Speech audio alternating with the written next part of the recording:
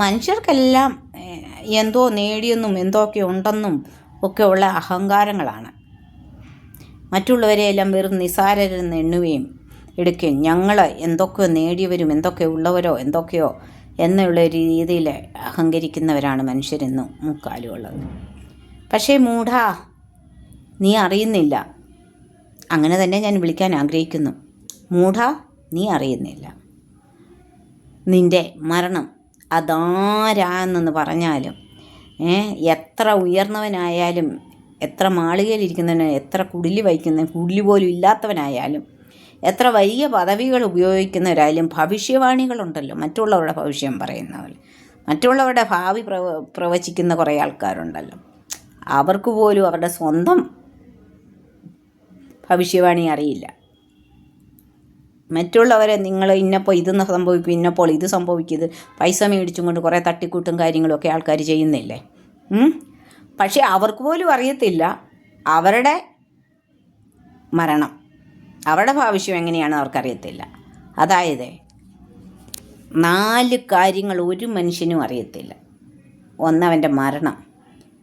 ആ മരണം എപ്പോൾ, എങ്ങനെ, എവിടെ വെച്ച്, ഈ 4 കാര്യങ്ങൾ അറിയാത്ത മനുഷ്യരാണ്.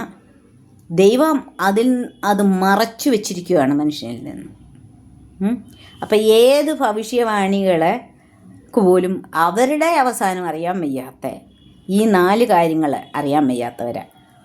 എന്തോ കണ്ട് അഹങ്കരിക്കാനാ, എന്തിനിത് ചെയ്യാനാണ്?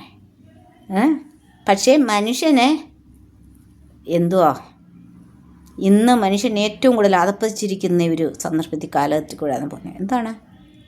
ആർക്കും ആരോടും സ്നേഹമില്ല, ആരും ആരുടേതുമല്ല. ഞാൻ എൻ്റേതേ സ്വന്തം എടുക്കുക.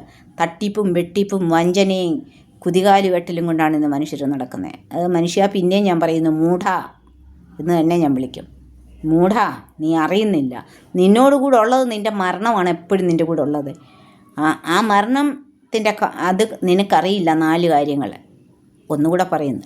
ആ മരണം എപ്പോൾ, എങ്ങനെ, എവിടെ വെച്ച്, ഏത് വിധം മരണം, ഈ 4 കാര്യങ്ങൾ ദൈവം നിന്നിൽ നിന്ന് മറച്ചിരിക്കുന്നു. അഹങ്കരിക്കാതെ ചുറ്റുമുള്ള ആൾക്കാരോട് സൗമ്യതയോടും ചുറ്റുമുള്ളവരെ അവളുടെ സ്നേഹത്തിലും കാര്യത്തിലും നീ നടന്നാൽ മനുഷ്യ നിങ്ങൾക്ക് കൊള്ളാം, അല്ലേ എനിക്ക് കൊള്ളാം.